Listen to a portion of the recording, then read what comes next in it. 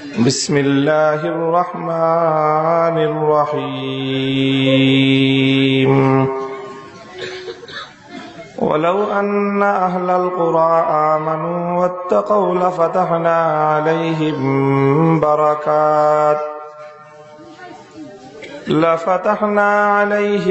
بركات من السماء والأرض ولكن كذبوا فأخذناهم بما كانوا يكسبون بارك الله لنا ولكم في القرآن العظيم ونفعنا وإياكم بالآيات والذكر الحكيم اللهم صل على محمد وعلى آل محمد كما صليت على إبراهيم وعلى آل إبراهيم إنك حميد مجيد اللهم بارك على محمد وعلى آل محمد كما باركت على إبراهيم وعلى آل إبراهيم إنك حميد مجيد محترم حضرت صدر جلسہ উপস্থিত হযরত উলামায়ে কেরাম, শ্রদ্ধাভাজন আমার মুরব্বী সাহেবান, সমবেত ইসলাম প্রিয় কোরআন প্রেমিক তাওহীদি মুসলমান ভাই ও বন্ধুগণ, পর্দার অন্তরাল বাসা বাড়িতে অবস্থানরত আমার সম্মানিত মা ও বোনেরা, আল্লাহ পাক রব্বুল আলামিনের অসংখ্য অগণিত শুকরগুজারি আদায় করি যেই মহান রব্বুল আলামিন আমাদেরকে আজকের এই মুবারক মাহফিলে উপস্থিত হওয়ার তৌফিক দিয়েছেন। উলামায়ে কেরাম এবং নেককার লোকদের মজলিসে উপস্থিত হওয়ার সুযোগ করে দিয়েছেন। রব্বে করিমের বড়ই মেহেরবানি, এই জন্য শুকরগুজারি আদায় করে কালেমাতুশ শুকর পড়ি আলহামদুলিল্লাহ। পবিত্র কোরআনে পাকের একখানা আয়াত আমি আপনাদের সম্মুখে তেলাওয়াত করেছি। আয়াতে কারিমাকে সামনে রেখে আমাদের জীবনের জন্য প্রয়োজনীয় কিছু কথা আমি আপনাদের সম্মুখে আরজ করতে চাই। আল্লাহ পাক রব্বুল আলামিন আমাকে ইখলাসের সাথে আল্লাহকে রাজি আর খুশি করবার জন্য কোরআনের কিছু কথা, দ্বীনের সহি কিছু কথা বলার তৌফিক দান করেন। মুহতারাম হাজিরিন, মানুষ দুনিয়াতে জীবন যাপন করে। আল্লাহ পাক রব্বুল আলামিন মানুষকে একটা সীমিত সময়ের জন্য দুনিয়াতে প্রেরণ করেছেন। এই দুনিয়ার জীবনে আমরা দুনিয়ার কিছু প্রয়োজন পূরণ করি, আর যেই প্রয়োজনটা পূরণ করবার জন্য দুনিয়ার মানুষ সবচেয়ে বেশি পেরেশান, সবচেয়ে বেশি সময় মানুষের দুনিয়াতে ব্যয় হয়, সেটা কিসের প্রয়োজন? দুনিয়াতে মানুষ সবচেয়ে বেশি সময় ব্যয় করে কোন কাজে বলতে পারেন? সেটা হলো মানুষ জীবন জীবিকা উপার্জন করবার জন্য, টাকা পয়সা কামাই করবার জন্য, রুটি রোজগারের ব্যবস্থা করবার জন্যই দুনিয়ার মানুষ সবচেয়ে বেশি সময় ব্যয় করে, সবচেয়ে বেশি পেরেশান হয়। কথা ঠিক কিনা?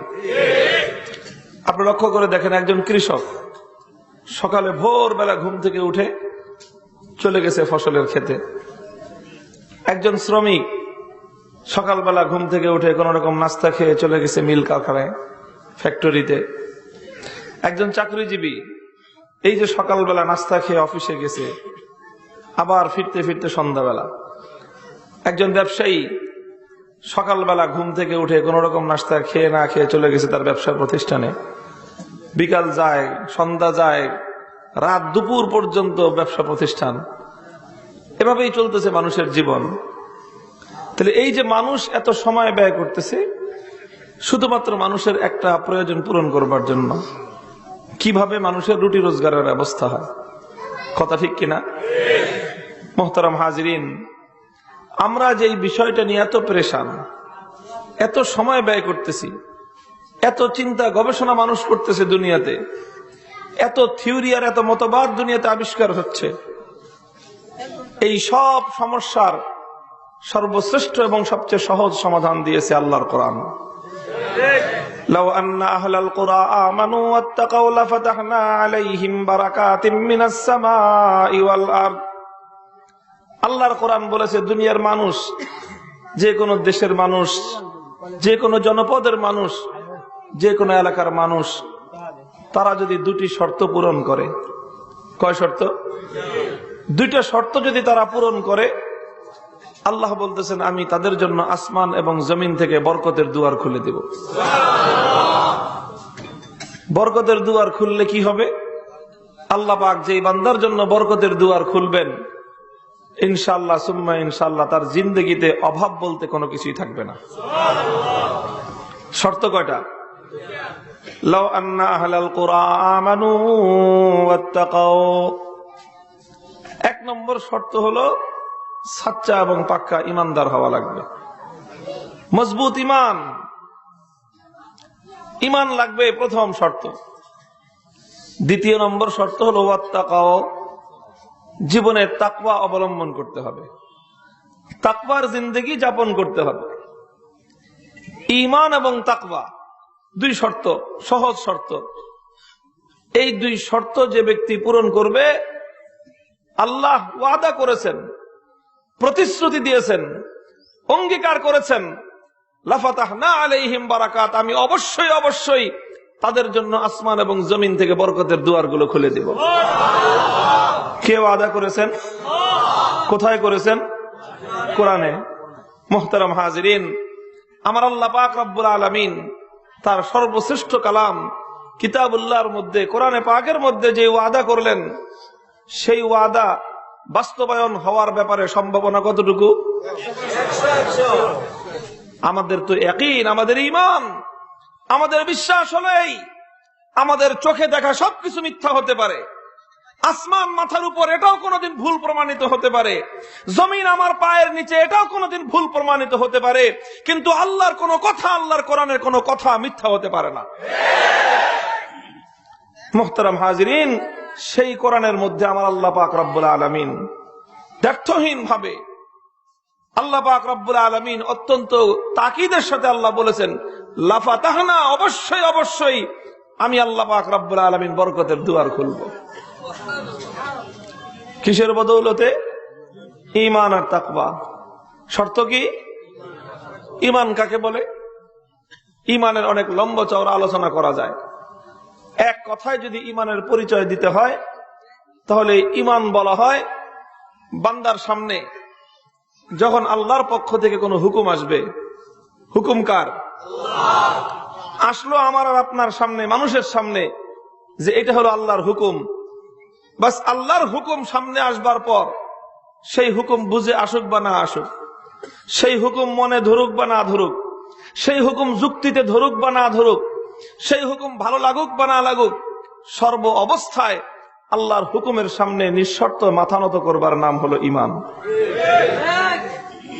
লাউ আন্না আহলাল কুরা আমানু, যদি দুনিয়ার মানুষ নিঃশর্ত ভাবে আল্লাহর হুকুমের সামনে আত্মসমর্পণ করতে অভ্যস্ত হয়ে যায়। দুই নম্বর শর্ত হলো ওয়াত্তাকাও, তারা যদি তাকওয়ার জিন্দেগি অবলম্বন করে। তাকওয়া কাকে বলা হয়? আমার আগে নানুপুরীর হুজুর লম্বা আলোচনা করেছে, আমি যতটুকু এসে পেয়েছি তাকওয়ার সম্পর্কে তিনি বলেছেন। তাকওয়া এক কথায় যদি বলা যায়, তাকওয়া কাকে বলে? আল্লাহ ইয়ারাকা মাওলাকা হাইসু ইয়ানহাক। তাকওয়া অর্থ হলো এই, আল্লাহর ভয়ে আল্লাহর নাফরমানির কাজকে পরিহার করে চলবার নাম হলো তাকওয়া। আল্লাহর ভয় দিলের মধ্যে এই পরিমাণ থাকা, আল্লাহর আযাবের ভয় অন্তরের মধ্যে এই পরিমাণ থাকা, যে আল্লাহর ভয়ে আল্লাহর নিষিদ্ধ কাজগুলোকে আমি পরিহার করে চলতে পারি, এর নাম হলো তাকওয়া। লাউ আন্না আহলাল কুরা আমানু ওয়াত্তাকাও, কথা দাঁড়ালো এই, যদি দুনিয়ার মানুষ নিঃশর্তভাবে আল্লাহর হুকুমের সামনে আত্মসমর্পণ করে আর আল্লাহর ভয়ে আল্লাহর নাফরমানির কাজগুলোকে যদি পরিহার করে চলে, তাহলে আমার আল্লাহ দায়িত্ব গ্রহণ করেছেন, আমার আল্লাহ ওয়াদা দিয়েছেন, প্রতিশ্রুতি দিয়েছেন, লাফাতাহনা আলাইহিম বারাকাত, আমি আল্লাহ তাদের জন্য বরকতের দুয়ারগুলো খুলে দিব। কেউ বলতে পারেন যে আল্লাহর কোরআন বলতেছে যে ইমানদার মুত্তাকি পরহেজগারদের জন্য আল্লাহ বরকত দিবেন, আর বরকত দিলে কি হবে? আমি বললাম আল্লাহ যার জীবনে বরকত দিবেন তার জীবনে অভাব বলতে কিছুই। এখন কেউ প্রশ্ন করতে পারেন যে হুজুর আমরা তো দেখি উল্টা। কি দেখেন?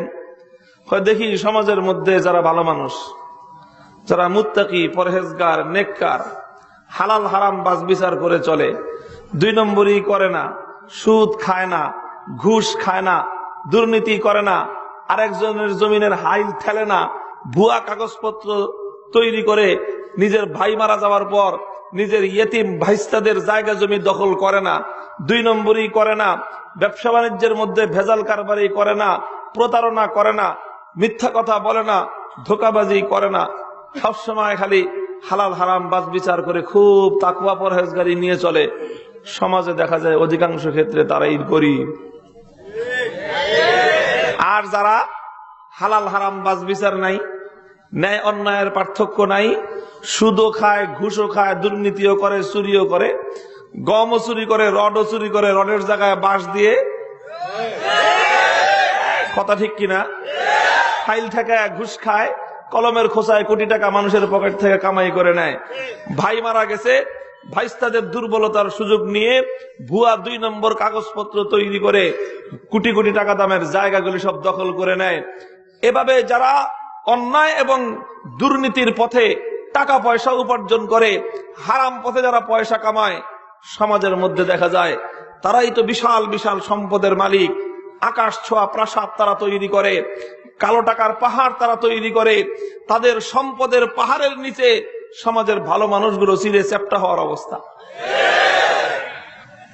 কথা ঠিক? তাহলে আল্লাহর কোরআন বলতেছে ঈমান এবং তাকওয়ার পথ অবলম্বন করলে আল্লাহ অভাব দূর করবেন। আর আমরা দেখতেছি যারা সবচেয়ে বড় বাটপার চিটার, যারা তাকওয়া পরহেজগারির ধারও ধারে না, অন্যায় এবং অবৈধ পথে পয়সা উপার্জন করে, দুনিয়ার সমস্ত অধিকাংশ ক্ষেত্রে সম্পদ দেখা যায় তাদেরই হাতে। তাহলে তো কোরআনের কথা মিলতেছে না। প্রশ্ন আসতে পারে কিনা? মুহতারাম হাজিরিন, প্রশ্ন এটা আজকের নতুন প্রশ্ন না।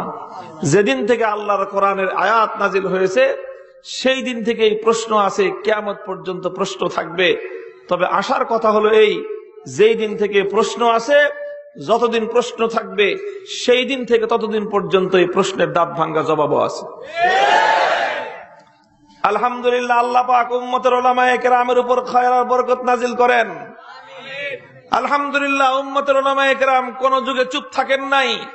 আল্লাহর কোরআন এবং নবীর হাদিসের যথার্থ ব্যাখ্যা, কোরআন এবং হাদিসের বক্তব্যগুলো তারা জাতির সামনে উপস্থাপন করেছেন। শয়তান এবং তাদের দোসরদের পক্ষ থেকে উত্থাপিত অবাঞ্ছিত সমস্ত প্রশ্নগুলোর দাঁত ভাঙ্গা জবাব তারা দিয়েছেন। অনেক জবাব আছে। তাফসীরের কিতাবগুলোর মধ্যে মুফাসসিরিনে কেরামগণ কোরআনে পাকের এই আয়াতের প্রেক্ষিতে উত্থাপিত প্রশ্নের অনেক জবাব দিয়েছেন। ছোট্ট মাহফিল, আমি ছোট্ট একটা জবাব সেখান থেকে আজকে আপনাদের সামনে উপস্থাপন করব, উল্লেখ করব। আল্লাহ পাক রব্বুল আলামিন আমাদেরকে কোরআনের কথা বুঝবার তৌফিক দান করেন। কি জবাব? জবাবটা বুঝবার জন্য আমাদেরকে প্রথমেই কোরআনে পাকের যে শব্দ, সেই তাৎপর্যময় একটা শব্দ আল্লাহ পাক এখানে উল্লেখ করেছেন, সেই শব্দের ব্যাখ্যা বুঝতে হবে। আল্লাহ বলেছেন লা ফাতাহনা আলাইহিম বারাকাত, আমি আল্লাহ আসমান আর জমিন থেকে বরকতের দুয়ারগুলো খুলবো। কিসের দুয়ার? আল্লাহ কিসের দুয়ার খুলবেন? বরকতের দুয়ার খুলবেন। কোরআনে পাকের শব্দ হলো আল বারাকা। এখন আমাদেরকে বুঝতে হবে what is the meaning of বারাকা। বরকত কি জিনিস? দোস্ত, বরকতের অর্থ, বরকতের ব্যাখ্যা অনেক লম্বা লম্বা ব্যাখ্যা আছে। তবে 20 শতাব্দীর শ্রেষ্ঠ হাদিস বিশারদ, বাংলার আলেমকুল শিরোমণি, অবিসংবাদিত কোরআন এবং হাদিসের ব্যাখ্যাকার শাইখুল হাদিস আল্লামা আজিজুল হক নব্বরাল্লাহু মারকাদাহু, আমার আব্বাজান মরহুম রহমতুল্লাহ আলাই, তিনি বরকত শব্দের ব্যাখ্যা দিতেন চমৎকার ভাবে। আমার আব্বার কথা তো আপনারা অনেকেই শুনেছেন, এই মঞ্চে অনেক ছাত্ররাও আছে ওনার। তো তিনি কথা বলতেন খুব সরল সহজ ভাষায়। আমার মতো এত ইস্তেরি করা কথা ছিল না ওনার। ওনার কথা ছিল সরল সহজ কথা, আঞ্চলিক ভাষায় কথা বলতেন। এত সাহিত্য কথাবার্তার মধ্যে এত সৌন্দর্য তিনি রক্ষা করার চেষ্টা করতেন না। মানুষের হৃদয়ের কাছে গিয়ে কথা বলতেন, আঞ্চলিক ভাষায় সরল ভাষায় তিনি বলতেন বরকতের ব্যাখ্যা, দৃষ্টান্ত দিয়ে বলতেন যাতে মানুষের কলিজার মধ্যে ঢুকে যায়। তিনি বলতেন বরকত অর্থ কি জানেন? অল্প তেলে মসমসা ভাজা। বরকত মানে কি? অল্প তেলে মসমসা ভাজা, এর নাম হলো বরকত। কি বুঝলেন এই কথা? অল্প তেলে মসমসা ভাজার অর্থ হলো এই যে দেখেন ভাজা জিনিস আমরা খাই কিনা, কি কি ভাজা খাই? এক নম্বরে তো খাই চানাচুর ভাজা, এক নম্বরে কি চানাচুর ভাজা, দুই নম্বরে মাছ ভাজা, ডিম ভাজা, আজকাল তো নতুন আসছে মুরগির ফ্রাই, ভাজা কয় না, এখন কি কয়? নতুন নাম দিছে ফ্রাই। ওই আগের জিনিসই, ডিম ভাজা কয় যে মামলেট। মামলেট খায় কি মানুষ তো মনে করছে গ্রামের মানুষ কি নাই কোন জিনিস কি জানি, ওই আনা পরে দেয় ওই আগের দিনের ডিম ভাজা। তুই যে ভাজা জিনিস যেটা খাইবেন, ভাজা জিনিস খাওয়ার সময় প্রত্যেকটা মানুষের চাহিদা থাকে ভাজাটা যেন মসমসা হয়, ভাজাটা যেন খাস্তা হয়। পরোটা ভাজবেন, পরোটা যদি খাস্তা না হয় মজা লাগবে না, কথা ঠিক? কিন্তু খাস্তা যদি ভাজতে হয়, মসমসা যদি ভাজতে হয়, তেল বাবা বেশি দিতে হবে। তেল দিবেন না, মসমসা ভাজাও হবে না, কথা ঠিক কিনা? যত বেশি তেল দিবেন পরোটা তত মসমসা হবে, যত বেশি তেলে ভাজবেন চানাচুর তত মসমসা হবে। এই জন্য চানাচুর ভাজে ডুবন্ত তেলের মধ্যে, দেখছেন কেউ? কড়াই ভর্তি তেল থাকে, ওই কড়াইয়ের মধ্যে চানাচুরের ওই খামিরা ঢালতে থাকে, আর এটা কড়াইয়ের নিচে যায়, আর একটু পরে এটা ভাজা হয়ে মসমসা হয়ে উপরে উঠে। কাজেই মসমসা ভাজতে চাইলে তেল কম লাগে না বেশি লাগে? এখন আপনি তো গরিব মানুষ, রিক্সা চালায়, ভ্যান গাড়ি চালায়, কোন রকমে 15 টাকা দিয়ে মাছের ভাগা কিনছে, পুঁটি মাছ। 15 টাকা দিয়ে কই মাছের ভাগা পাওয়া যাবে? কিনবে কি? পুঁটি মাছ কিনছে। এখন স্বাদ জাগছে যে কি ভাজা মাছ খাবে। এখন 15 টাকার পুঁটি মাছ যদি মসমসা করে ভাজতে হয় তো কড়াই ভর্তি তেল লাগবে। এখন একটা কড়াই তেল দিয়ে ভরতে হলে লাগবে কমপক্ষে 1.5 কেজি তেল। তো তেলের দর কত? 90 থেকে 100 টাকা কেজি। তো 100 টাকা কেজি দিয়ে যদি কড়াই ভরে তেল লাগবে 150 টাকা। মাছের দাম তো 15 টাকার মাছ 150 টাকা দিয়ে ভাজবে, এই সামর্থ্য কয়জনের আছে? কথা ঠিক কিনা? যার নুন আনতে পান্তা ফুরায়, যার একদিন রিক্সার প্যাডেল না ঘুরালে ঘরের মধ্যে চুলার আগুন ধরে না, একদিন যখন রাজনৈতিক অস্থিতিশীলতা তৈরি হয় আর রাজনীতিবিদরা যখন রাস্তাঘাটের মধ্যে আগুন প্রজ্বলিত করে, তখন এই সমস্ত দুঃখী মানুষগুলোর, অসহায় মানুষগুলোর, কৃষক শ্রমিকদের পেটের মধ্যে লাথি লাগে। তাদের তো কষ্ট হয়, তারা তো একদিন রাস্তায় না নামলে পরের দিন তাদের চুলে আগুন ধরে না, কথা ঠিক কিনা? ওই বেটা 15 টাকা দিয়ে কই পুঁটি মাছের বাগা কিনছে কোন রকম, 150 টাকা তেল দিয়ে বাঁচবার সামর্থ্য আছে। লাউ আন্না আহলাল কুরআ আমানু ওয়াত্তাকাও, আমার আল্লাহর কোরআন বলতেছে বান্দা তুই ঈমান এবং তাকওয়ার পথ অবলম্বন কর। ঈমান এবং তাকওয়ার পথ অবলম্বন করবার কারণে তোর হয়তো অনেক টাকা থাকবে না, অনেক পয়সা থাকবে না, এই কারণে তুই 1.5 কেজি তেল দিয়ে মাছ ভাজবার সামর্থ্য তোর নাই।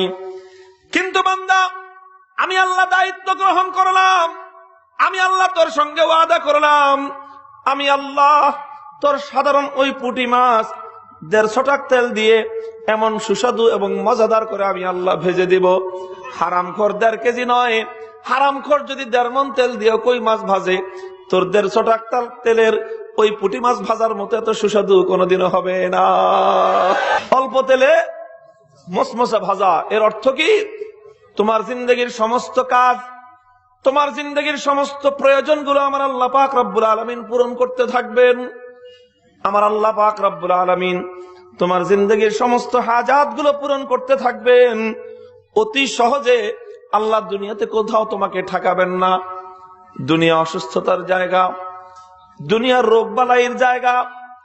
প্রত্যেকটা মানুষেরই কম বেশি রোগ হবে। যারা হারাম খায় তাদেরও হবে, যারা তাকওয়া পরহেজগারি অবলম্বন করে তাদেরও হবে। এটাই হলো আল্লাহর নিয়ম।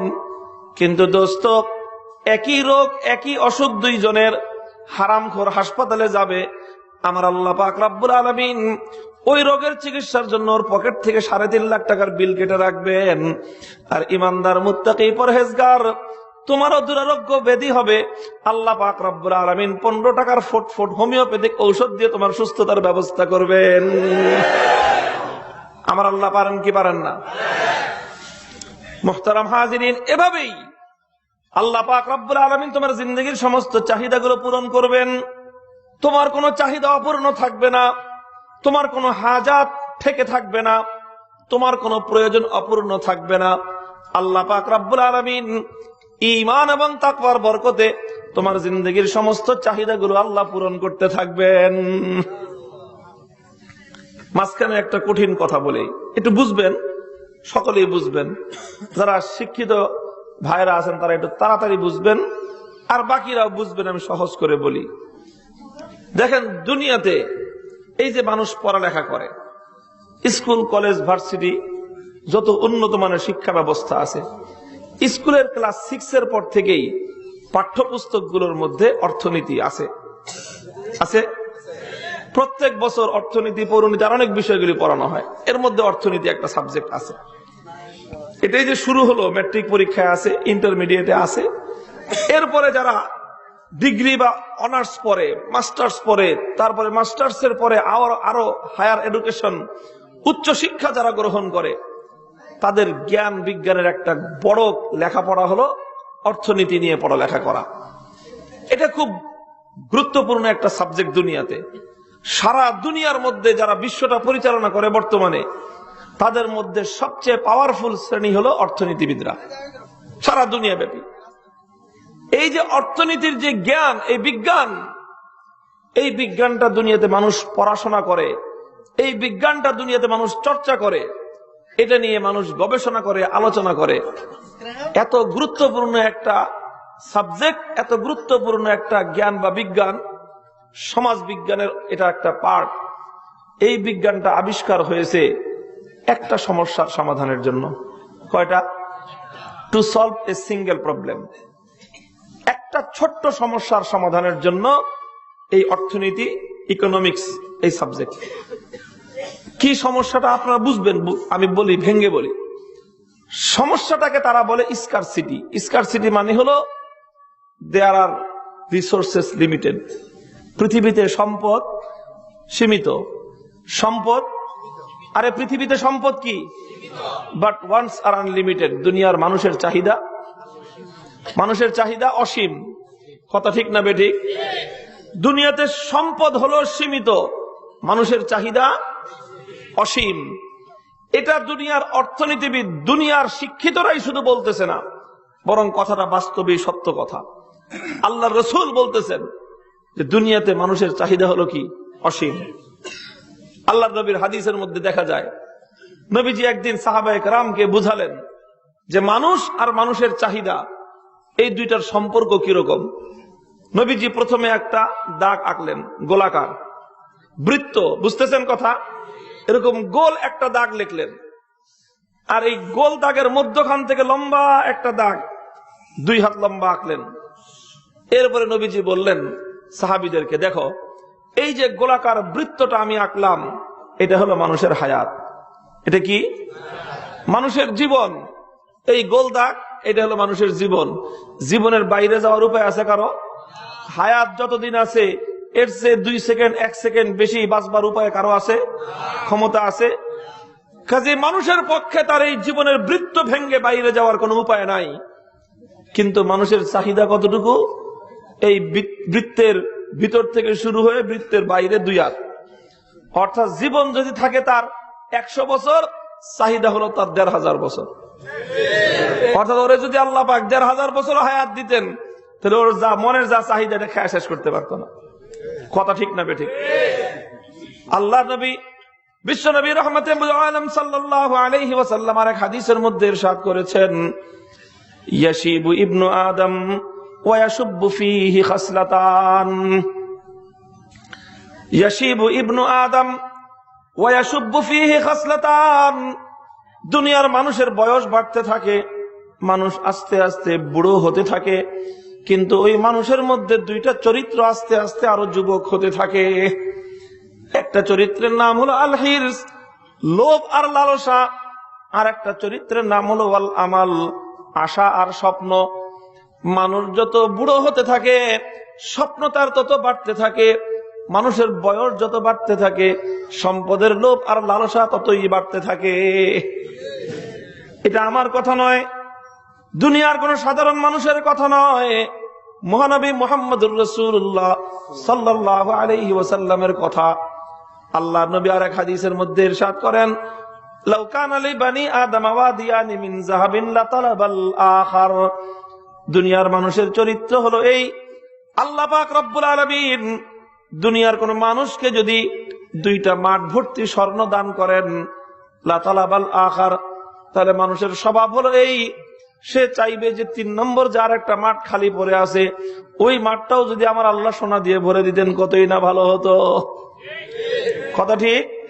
এগুলি সব মানুষের চরিত্র, খালি আপনাদের না, আমার হুজুরের, সব দুনিয়ার মানুষের একই চরিত্র।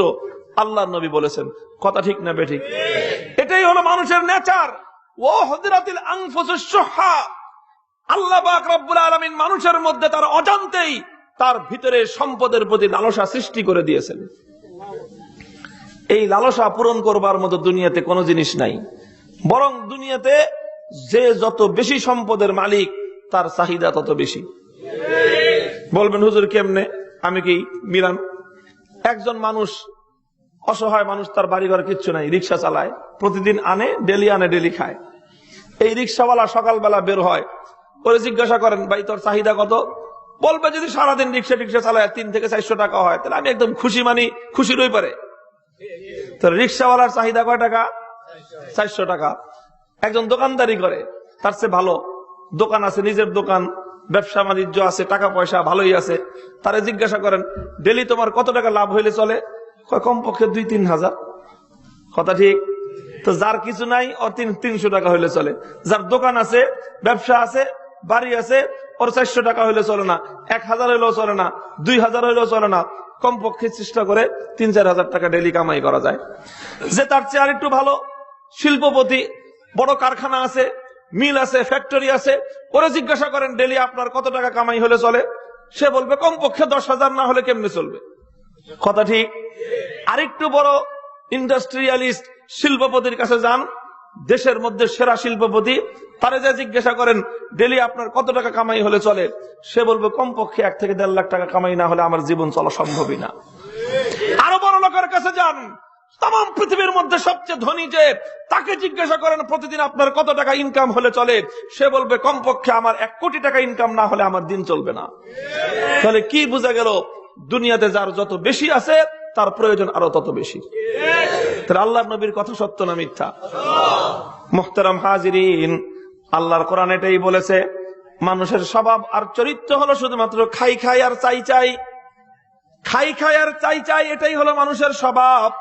এই চরিত্র মানুষের দূর হয় না। আল্লাহ পাক রব্বুল আলামিন মানুষের এই খাই খাই আর চাই চাই, এই চাহিদা পূরণ করবার জন্য আল্লাহ একটা জিনিসই সৃষ্টি করেছেন, লা ইয়ামলাউ ফামাল ইনসানি ইল্লা তুরাব। যেই জিনিস খাইলে পরে মানুষের সমস্ত চাহিদা মুহূর্তের মধ্যে শেষ হয়ে যায়, সেই জিনিসটার নাম হলো কবরের মাটি। কি নাম? কবরের মাটি। মুখের মধ্যে একদলা ঢুকাইয়া দেন, বলবে যে আমার আর কিচ্ছু দরকার নাই, বাড়ির দরকার নাই, গাড়ির দরকার নাই, টাকার দরকার নাই, ব্যাংকের দরকার নাই, কোনো কিছুর দরকার নাই, আমার শুধুমাত্র 3টা কাফনের কাপড় হলেই চলবে। 3টা কাফনের কাপড় আর শুধুমাত্র একটা মাটির বিছানা আর জঙ্গলের বাঁশ ধারে কয়েক টুকরো বাঁশ, আর সামান্য কয়েকটা চাটাই, এই হলেই আমার চলবে। আমার কম্বল লাগবে না, আমার ল্যাপ তোশক লাগবে না, এয়ার কন্ডিশনের প্রয়োজন নাই, চায়না জাপানের তাইওয়ান থেকে টাইলসের ফিটিংস এর দরকার নাই, আমার গাড়ির দরকার নাই, বাড়ির দরকার নাই, ব্যাংক ব্যালেন্সের দরকার নাই, ব্যবসা বাণিজ্যের দরকার নাই, শিল্প কারখানার কোনো কিছুরই দরকার নাই। তিনটা শুধুমাত্র কাফনের কাপড় নিয়ে সন্তুষ্ট থাকবে আর বলবে আমার বাকি সব তোরা নিয়ে যা, আমার একটা টাকার কোনো প্রয়োজন নাই। মানুষের এই চাহিদা পূরণ করবার একমাত্র জিনিসের নাম হলো কবরের মাটি। কথা ঠিক? দেখেন আল্লাহর নবীর কথা কত বিজ্ঞান সম্মত।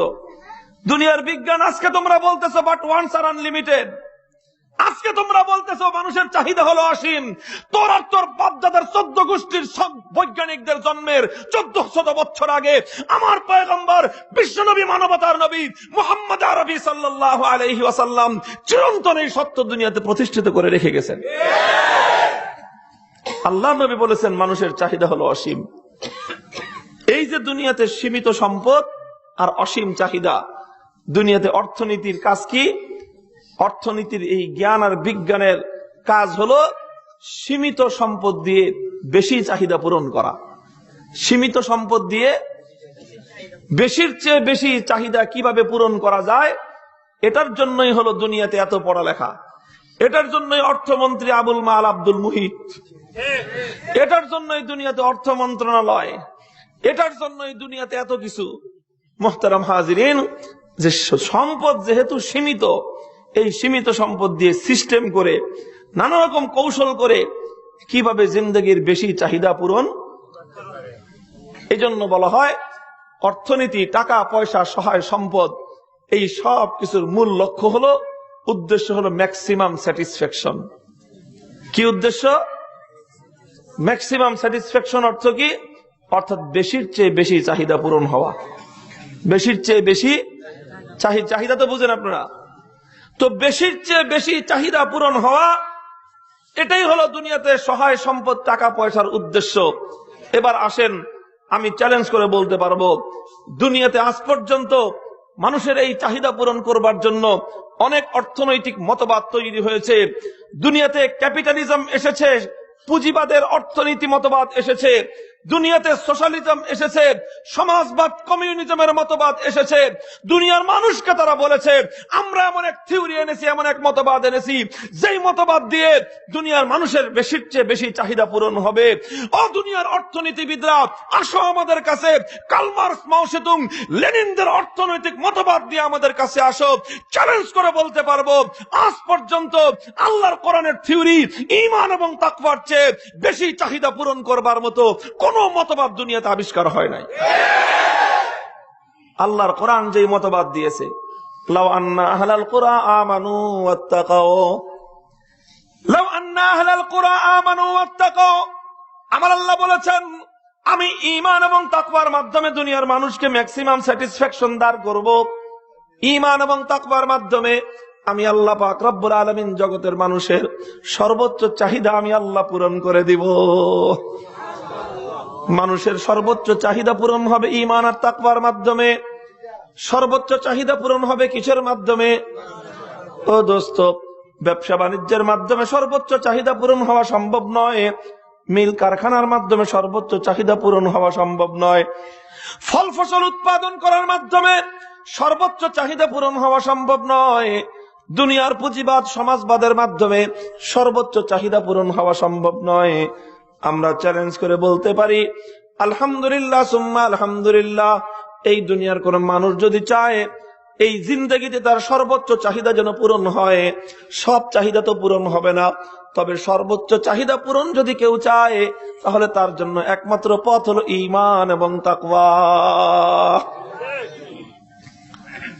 বলবেন হুজুর কিভাবে? ওই কথাই, আলহামদুলিল্লাহ সুম্মা আলহামদুলিল্লাহ, ঈমান এবং তাকওয়ার মাধ্যমে আল্লাহ পাক রব্বুল আলামিন ব্যক্তির সমস্ত চাহিদাগুলো পূরণ করেন। সে যা যা চায়, তার অন্তরের মধ্যে যত চাহিদা সৃষ্টি হয়, আল্লাহ পাক বান্দার মনের সমস্ত চাওয়াগুলো পূরণ করে দেন। মুখস্থ ওয়াজ না, বাস্তব এক্সাম্পল সহ, বাস্তব দৃষ্টান্ত সহ আমি আপনাদেরকে বলে দিতে পারবো। আলহামদুলিল্লাহ, আমাদের এ দেশ মাতৃভূমি, সোনার বাংলাদেশ, শাহজালালদের, শাহ মাকদুমদের পবিত্র এই জন্মভূমি, কথা ঠিক কিনা?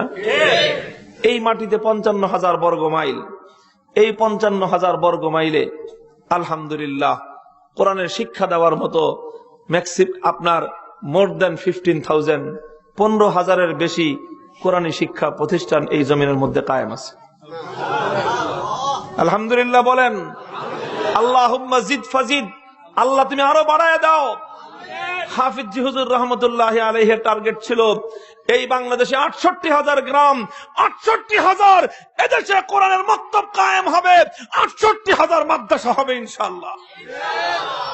ওলামায়ে কেরাম কাজ করতেছে, কথা ঠিক না বেঠিক? হাফিজুল্লাহ হুজুর দামাত বারাকাতুহুমুল আলিয়া 50 বছর পর্যন্ত এ জাতির মধ্যে কোরআন শিখাইতেছেন, কথা ঠিক না বেঠিক? হুজুরের কাছ থেকে কোরআন পড়বার পর সারা বাংলাদেশ নয়, সারা পৃথিবীর আনাচে কানাচে হাজার হাজার কোরআনের মাদ্রাসা কায়েম হয়ে আছে। আল্লাহ পাক হুজুরের বরকত বাড়ায় দেন। তো এইভাবে ইনশাআল্লাহ আমরা দেখে যাব আল্লাহর এই জমিনে এমন কোন গ্রাম বাকি থাকবে না যেই গ্রামের মধ্যে আল্লাহর কোরআনের মক্তব কায়েম না হয়েছে ইনশাআল্লাহ। আলহামদুলিল্লাহ এই যে মাদ্রাসাগুলো 15,000-এর বেশি মাদ্রাসা আছে, এই সব মাদ্রাসা বড় মাদ্রাসা না। সব মাদ্রাসার মধ্যে দাওরায়ে হাদিস নাই, সব মাদ্রাসায় মিশকাত শরীফ উপরের ক্লাস নাই, কিন্তু আলহামদুলিল্লাহ 15,000-এর মধ্যে এমন একটা মাদ্রাসা খুঁজে পাবেন না যেই মাদ্রাসার মধ্যে কোরআনের মক্তব আর হেফজখানা নাই, কথা ঠিক কিনা? আপনাদের এই যে ছোট্ট মাদ্রাসা কায়েম হয়েছে, মক্তব আছে না নাই? কোরআনের প্রতিষ্ঠান আছে না নাই? আলহামদুলিল্লাহ এই কোরআনের প্রতিষ্ঠানগুলো আছে। এই যে কোরআনের প্রতিষ্ঠানগুলোতে কোরআনের খেদমত যারা করে, যারা আল্লাহর কোরআনের খাদেম, এদের জীবন যাত্রা, এরা কিভাবে কাজ করে, কিভাবে এদের জীবন চলে আপনারা লক্ষ্য করেন নাই। কিন্তু আমরা সারা বাংলাদেশ ঘুরে ঘুরে বছরের পর বছর নয়, যুগের পর যুগ ধরে পর্যবেক্ষণ করতেছি কিভাবে এরা কাজ করে, কিভাবে এদের জীবন চলে। আমি কিছু রিপোর্ট দেই, আপনারা পরবর্তীতে আপনাদের অভিজ্ঞতার সাথে মিলিয়ে নিয়েন। এরা ঘুম থেকে উঠে কয়টায় জানেন? ফজরের আজানের কমপক্ষে 1-1.5 ঘন্টা আগে ঘুম থেকে উঠে। মুহতারাম হাজিরিন, গোটা এলাকার মানুষ যখন ঘুমে বিভোর, সারা পৃথিবী যখন পিনপতন নীরবতা, এমনকি মাদ্রাসার বড় বড় জামাতের ছাত্র শিক্ষকরাও যখন অধিকাংশ ঘুমে বিভোর, আলহামদুলিল্লাহ আল্লাহর এ জমিনে টেকনাফ থেকে তেতুলিয়া পর্যন্ত হাজার হাজার কোরআনের শিক্ষা প্রতিষ্ঠানের কোরআন যেখানে পড়ানো হয়, হেফজখানার সমস্ত শিক্ষকরা ঘুম থেকে জাগ্রত হয়ে যায়। নিজেরা ঘুম থেকে জাগ্রত হয়ে প্রথমে ইস্তেনজা ওযু সারে, এরপরে সমস্ত ছাত্রদেরকে ঘুম থেকে জাগ্রত করে দেয়। ছোট ছোট কচি কাঁচা বাচ্চাগুলো কিচির মিচির পাখির আওয়াজে আল্লাহর কোরআনের তেলাওয়াত শুরু করে। সারা পৃথিবীর মানুষ যখন ঘুমে বিভোর, এ সমস্ত আমাদের সোনামণিদের কোরআনের তেলাওয়াতে আল্লাহর আকাশ বাতাস মুখরিত হয়ে যায়। মুহতারাম হাজিরিন, সকালবেলা ভোর 4টায় ঘুম থেকে উঠলো, 6টা পর্যন্ত সবক শুনলো, ফজরের নামাজটা পড়ে আবার সঙ্গে সঙ্গে পড়তে বসলো, 7টা পর্যন্ত 7:30টা পর্যন্ত সবক শুনলো, মধ্যখানে আধা ঘন্টা নাস্তার বিরতি, নাস্তাটার বিরতির পর আবার পিছনের 7 দিনের সবক শুনলো, 7 সবক। সকাল 9টা পর্যন্ত পড়া চললো লাগাতার। 9টার পর থেকে কিছু সময়ের বিরতি, আবার 12টার সময় তিনি বসে পড়লেন ভাঙ্গা ছালার চটের মধ্যে, ভাঙ্গা সেরা চট অথবা ভাঙ্গা কুড়ে ঘরের মধ্যে। দোস্ত, বিকাল 5টা পর্যন্ত এক নাগারে পড়া চললো। মধ্যখান দিয়ে শুধুমাত্র জোহরের সামান্য বিরতি, খাওয়া দাওয়ার পিছনের পড়াশুনি, এটাকে আমরা বলি আমক্তা। আসর থেকে মাগরিব পর্যন্ত সামান্য বিনোদনের বিরতি। মাগরিবের নামাজ শেষ, হাফেজ সাহেব সন্তানদেরকে নিয়ে বসে পড়লো, এশা পর্যন্ত পড়া চললো। পরের দিনের সবক মুখস্থ করলো।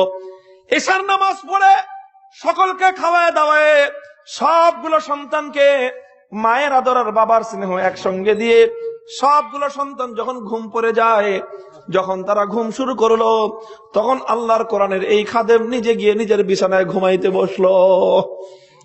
মুহতারাম হাজিরিন, আমাদের সকল কোরআনের খাদেমেরা মুসলমানদের সন্তানদেরকে এভাবেই মায়ের আদর বাবার স্নেহ একসঙ্গে দিয়ে তারা এভাবেই তাদেরকে জীবন বছরের পর বছর তাদেরকে লালন পালন করেন। মায়ের স্নেহ বাবার শফকত এবং বাবার আদর সবটুকু তারা একসঙ্গে দেন। কথা ঠিক না বেঠিক? খায়রুকুম মান তাআল্লামাল কুরআন ওয়া আল্লামাহ। আল্লাহর পয়গম্বর বলতেছেন, এই জমিনের মধ্যে যত মানুষ যত কাজ করে, সমস্ত মানুষের মধ্যে সর্বশ্রেষ্ঠ সার্ভিস হোল্ডার যারা কাজ করে, এরা হল আল্লাহর কোরআনের খাদেম, যারা মানুষকে কোরআন শিখায়। ও দোস্ত, সর্বশ্রেষ্ঠ কাজ যারা করলো, ভোর 4টা থেকে রাত 10টা পর্যন্ত 14 থেকে 16 ঘন্টার ডিউটি করলো। এই 14 ঘন্টা 16 ঘন্টার ডিউটি শুধু একদিন 2 দিন নয়, 1 সপ্তাহ 2 সপ্তাহ, 1 মাস 2 মাস, 1 বছর 2 বছর নয়। ও দোস্ত, তোমাদের সামনে জিন্দা নজির কায়েম হয়ে আছে। জিজ্ঞাসা করে দেখো, 50টা বছর আল্লাহর কোরআনের খেদমত করতেছে। এই শিডিউল আর যেই রুটিন আমি বললাম, ভোর 4টা থেকে রাত 10টা পর্যন্ত, এই শিডিউল ব্যতিক্রম করে কোনোদিন কোন হেফজখানার শিক্ষক হওয়া যায় না। যদি বাড়ায় বলে থাকি, আপনারা ভোরবেলা 4টায় ঘুম থেকে উঠে হেফজখানা যেয়ে দেখেন, হুজুরের মাদ্রাসায় যায়েন, আপনারা এই নরসিংদীতে 1000 খানিক মাদ্রাসা আছে, যায়েন, যে যদি দেখেন যে ফজরের নামাজের আজান হয়ে গেছে, এখনো পর্যন্ত ছাত্ররা ঘুম থেকে উঠে নাই, শিক্ষকও ঘুম থেকে উঠে নাই, আমি মোবাইল নম্বর দিয়ে যাবো, আমার কাছে বলেন যে হুজুর মিথ্যা বলেছেন। আলহামদুলিল্লাহ, আমরা এই জমিনের পরতে পরতে যে বাস্তব ঘটনা সেটাই বলতেছি। কথা ঠিক? 14 থেকে 16 ঘন্টা ডিউটি করলো, এদেরকে মাইনে দেওয়া হয় কত, বেতন দেওয়া হয় কত? মুহতারাম হাজিরিন, একটু বুঝবার জিনিস। মনে রাখেন না যে বেতন বেশি চাইতেছি, না, বেতন বেশি চাওয়ার ওয়াজ করি না মিয়া, বেতন বেশি চাওয়ার ওয়াজ না। ওলামায়ে কেরাম পয়সার জন্য কোরআনের খেদমত করে না। ওলামায়ে কেরাম টাকার জন্য, পেট পূজা করবার জন্য কোরআনের খেদমত করতে বসে নাই।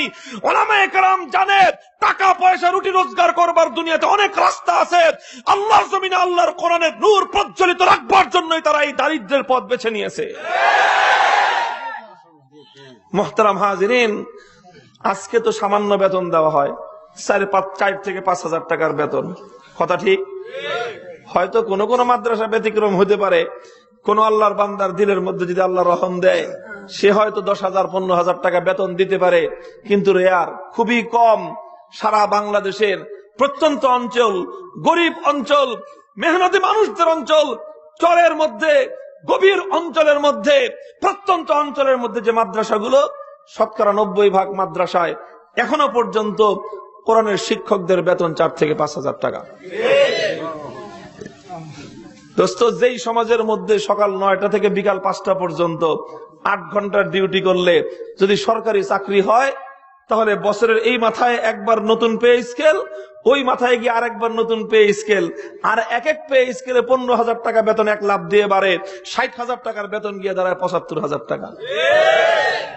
তারা তো ভালোই আছেন, আপনারা তো ভালোই থাকবেন। আপনাদের তো বছরের এই মাথায় পে স্কেল, ওই মাথায় পে স্কেল, আপনারা খুশি থাকলেই তো দেশটা ঠিক আছে। কথা ঠিক? আপনারা ভালো থাকলেই দেশ ভালো, আপনারা বাজার করতে পারলেই দেশ ভালো, আপনারা রুই মাছের বড় বড় মাথা খাবেন, দেশ ভালো। কথা ঠিক না বেঠিক? খান, কোনো আপত্তি নাই। তবে মনে রাখেন, আমাদের খাবার দরকার নাই, আমরা এই মাটিতে আল্লাহর কোরআনের খেদমত করতে চাই। যে কোনো মূল্যে কোরআনের খেদমত অব্যাহত থাকবে। 68,000 গ্রাম বাংলায় 68,000 কওমি মাদ্রাসা গড়ে উঠবে ইনশাআল্লাহ, সুম্মা ইনশাআল্লাহ। এই মাদ্রাসাগুলোর গতিরোধ করবার ক্ষমতা কারো নাই, কারণ তারা কোরআনের খেদমত করবার শুরুতেই দুনিয়াটাকে লাথি মেরে এই পথে এসেছে। কি বলেন? হুজুররা ইচ্ছা করলে 4-5 হাজার টাকার বেশি কামাই করতে পারে না? হুজুরগো ঠ্যাং নাই 2টা, এই 2 ঠ্যাঙের মধ্যে শক্তি নাই। যেই সমাজের মধ্যে আধা বেলা রিক্সা চালাইলে, ঢাকার শহরে আধা বেলা যদি রিক্সা চালায়, কমপক্ষে গড়ে দৈনিক 500 টাকা, মাসে তার 15,000 টাকা ইনকাম আছে। রিক্সা চালাইতে যদি না পারে, মাথায় চিনা বাদাম নিয়ে ঘুরে পথে ঘাটে, 250-300 টাকা শেষে কামাই করে বাড়িতে ফিরে, 300 টাকা যদি প্রতিদিন কামাই করে 3 তারিখে, মাস শেষে তার 9,000 টাকা খারাপ। কথা ঠিক না বেঠিক? মুহতারাম হাজিরিন, 4 থেকে 5 হাজার টাকার বেতন পায়।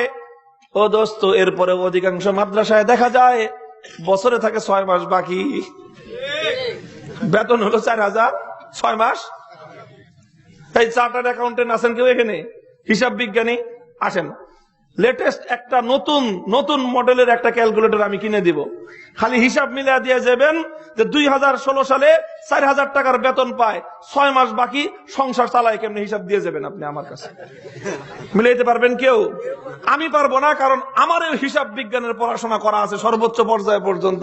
আমি হিসাব বিজ্ঞানের আলোকে 4000 টাকার বেতন পেয়ে 6 মাস বাকি থাকলে 2016 সালের দ্রব্য মূল্যের এই ঊর্ধ্বগতির বাজারে সংসার কিভাবে চলবে, দুনিয়ার হিসাবে হিসাব মিলানো সম্ভব না। দুনিয়ার হিসাবে হিসাব মিলবে না। কিন্তু আলহামদুলিল্লাহ, কোরআনের খাদেমদের জীবনকে আপনারা লক্ষ্য করে দেখবেন, তাদের লাইফ স্টাইল, তাদের জীবন ধারাটা কেমন লক্ষ্য করে দেখবেন। আলহামদুলিল্লাহ, 40-50 হাজার টাকা যারা সরকারি বেতন পায়, তাদের চেয়ে খারাপ জিন্দেগি যাপন করে না। বরং দুনিয়ার টাকা পয়সা যারা কামাই করে, স্বাভাবিকভাবে তাদের চেয়ে আল্লাহর কোরআনের এই সমস্ত খাদেমেরা অনেক দিক থেকে আরো ভালোভাবে জীবন যাপন করে। দেখবেন এই সমস্ত মাদ্রাসার, বিশেষ করে হেফজখানার হুজুর যারা আছে, এটা আমি দীর্ঘদিন অ্যানালাইসিস করে বলতেছি, হেফজখানার হুজুররা সবসময় তো 24টা ঘন্টা কোরআনের কাছাকাছি থাকে, সবসময় কোরআনের সাথে থাকে। কাছাকাছি কি, কোরআনের ভিতরে থাকে, কারণ মাথার সামনে কোরআন, চতুর্দিকে কোরআন, সারা দিন কোরআনের তেলাওয়াত, নিজে করে তেলাওয়াত। ডান দিক দিয়ে একজন ছাত্র পড়ে, বাম দিক দিয়ে এক ছাত্র পড়ে, সামনে দিয়ে এক ছাত্র পড়ে, 3 দিকের 3 ছাত্রের তেলাওয়াত শুনতে শুনতে তার গোটা অস্তিত্বটাই কোরআনে রূপান্তরিত হয়। আর এই কোরআনের সোহবতে তাদের চরিত্রের মধ্যে কিছু পরিবর্তন ঘটে। তার মধ্যে সর্বপ্রথম পরিবর্তন হলো যে তারা ফিটফাট থাকতে পছন্দ করে। অন্যদের মতো লেসরা বেসরা থাকে না কোরআনের কোন খাদেম। মাদ্রাসার বড় হুজুরের পাঞ্জাবি যেরকমই হোক, আলহামদুলিল্লাহ, কোন মাদ্রাসার হেফজখানার হাফেজ সাহেবের পাঞ্জাবির অবস্থা খারাপ কেউ কোনোদিন দেখবেন না। খারাপ তো দূরের কথা, হেফজখানার হুজুররা সাধারণত জাপানি আদি কাপড় ছাড়া পাঞ্জাবি গায়ে দেয়ই না। জাপানি আদি কাপড়ে পাঞ্জাবি গায়ে দেয়, পাঞ্জাবিটা গায়ে দেওয়ার সময় ব্লু দিয়ে, মার দিয়ে ইস্ত্রি করে তারপরে গায়ে দেয়। ব্লু মার আর ইস্ত্রি দিয়ে যখন পাঞ্জাবি গায়ে দেয়, মাশাআল্লাহ, সাদা ধবধবে ফকফকে কাপড়ের পাঞ্জাবি গায়ে দিছে, সাদা ধবধবে ফকফকে মাথার টুপি, আর সকালবেলা নাস্তা খাইতে পারুক আর না পারুক, পানটা তো মাশাআল্লাহ মিস নাই। পানটা যখন খায় ঠোঁটটা লাল হয়ে থাকে, কথা ঠিক? আরে খায় না মানে কি? আরে মিয়া, তোমার আর আমার মতো পোলাও বিরিয়ানি খাইতে না পারুক, কাঁচামরিচ দিয়ে তো 2 নলা পান্তা ভাত তো খায়। পান্তা ভাতটা খায়া তারপরে কি খায়? পানটা খায়। পানটা খাওয়ার পর ঠোঁটটা লাল হয়ে থাকে, রাস্তার পাশ দিয়ে হুজুরে হাইটা যায়, পুরি বাপরে বাপ, সাদা ধবধবে ফকফকা জাপানি আদি কাপড়ের বুলু দেওয়া, মার দেওয়া পাঞ্জাবির ইস্তারি, আর এরকম সুন্দর লাল টকটকে ঠোঁট, পান খাওয়া ঠোঁট। মাহমুতারাম হাজরিন, এই রমরমা অবস্থা দেখলে যে কারো মনে হইতে পারে যে লোকটা মনে একটা শাহজাদা। কথা ঠিক না বে ঠিক?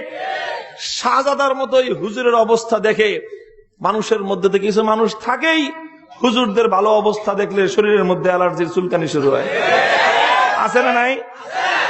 প্রত্যেক সমাজেই থাকে এরকম কিছু। ওই যুগেও ছিল আবুল আহাব্বারা, এই যুগেও আছে আবুল আহাবদের চেলাচা মুন্ডারা। কোরআনের খাদেমদের ভালো অবস্থা দেখলে শরীরের মধ্যে অ্যালার্জি চুলকানি খালি চুলকায় আর কামচায়।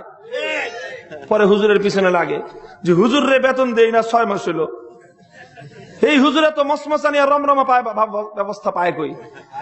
হুজুর টাকা পায় কোথায়? হুজুরের পিছনে লাগে যে মনে হয় হুজুরের কোনো ভিন্ন ইনকাম সোর্স আছে। নিজে খুঁজে যখন কোনো কিছু পায় না, পরে গিয়ে থানায় ইনফরমেশন দেয়। সহজ সরল পুলিশ, অন্য এলাকা থেকে আসছে, এলাকার ভাষাও জানে না, পুলিশে গিয়ে ভুল ইনফরমেশন দেয়। কি দেয়?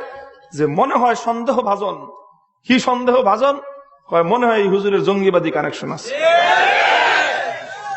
এই বেটা, হুজুরের জঙ্গিবাদী কানেকশনের প্রয়োজন নাই। হুজুরদের সঙ্গে জঙ্গিবাদের কানেকশন থাকে না। আল্লাহর কোরআনের খেদমতের বরকতে এমন এক দরবারের সঙ্গে তার কানেকশন আছে, যেই দরবার থেকে বরাদ্দ হওয়া ছাড়া দুনিয়ার কোন রাজা বাদশার পক্ষে একবেলা খানা খাওয়া সম্ভব নয়। মুহতারাম হাজিরিন, আল্লাহর কোরআনের খেদমতের বরকতে আল্লাহ পাক রব্বুল আলামিনের আরশের সঙ্গে তার সম্পর্ক। আল্লাহ পাক রব্বুল আলামিন কুদরতি ভাবে, অকল্পনীয় ভাবে তার জীবনটা চালান। ও দোস্ত, ইনকাম তার কম হতে পারে, বাকি থাকতে পারে তার বেতন, আলহামদুলিল্লাহ জীবনটা তার চলতেছে সুন্দর। তলে তলে খবর নিয়ে দেখবেন 5-10 বছরে সামান্য সামান্য টাকা সঞ্চয় করে নিজের দেশের বাড়িতে কিছু ফসলের জমিও রাখছে, আলহামদুলিল্লাহ। ও দোস্ত, এটা মুখস্থ বলতেছি না, এভাবে আল্লাহ পাক রব্বুল আলামিন সামান্য অল্প আয় ইনকামের ভিতর দিয়ে আল্লাহর কোরআনের খেদমতের বরকতে অবিশ্বাস্য ভাবে আল্লাহ পাক রব্বুল আলামিন শান্তির জিন্দেগি তাকে যাপন করতে দেন। ও দোস্ত, রমজান মাস চলে আসছে, রমজান উপলক্ষে মাদ্রাসাগুলোতে আয় ইনকাম একটু ভালো হয়। মাদ্রাসার মুহতামিম সাহেব হাফেজ সাহেবকে ডাক দিয়ে এক মুঠে বিগত 3 মাসের বকেয়া বেতন পরিশোধ করে দেয়। 3 মাসের বকেয়া বেতন তোমার মতো আমার মতো হয়তো 1.5-2 লক্ষ টাকা হয় নাই, 12 থেকে 15,000 টাকা। এই 15,000 টাকা এক মুঠে পেয়ে আনন্দে আত্মহারা হয়ে ঈদের কেনাকাটা করতে যায়। দোস্ত, আল্লাহর কোরআনের খাদেম গরিব মানুষ কেনাকাটা করবার জন্য কলকাতা, দিল্লি অথবা সিঙ্গাপুর যাওয়ার সামর্থ্য তার নাই, পিকিং যাওয়ার সামর্থ্য তার নাই। সে হয়তো ফুটপাতের পাশ থেকে কোনো দোকান থেকে সামান্য কিছু কেনাকাটা করে।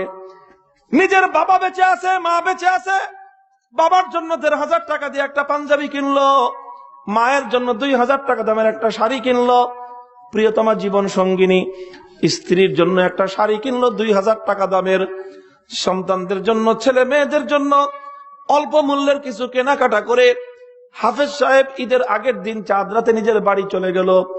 ও দোস্ত, এই কেনাকাটা নিয়ে যখন তার বাড়িতে যায়, বাবার সামনে সামান্য মূল্যের পাঞ্জাবিটা যখন পেশ করে, বাবা আবেগাপ্লুত হয়ে বলে, বাপরে, যেই সমাজে উচ্চ শিক্ষিত মানুষরা বাবা বুড়ো হয়ে গেলে এখন নতুন সভ্যতা বের হয়েছে, বৃদ্ধাশ্রমে পাঠায়, ওই সমাজে তুই সামান্য বেতন পাস, ঈদের সময় বাবার জন্য পাঞ্জাবিটা কিনতে ভুলিস নাই রে বাবা।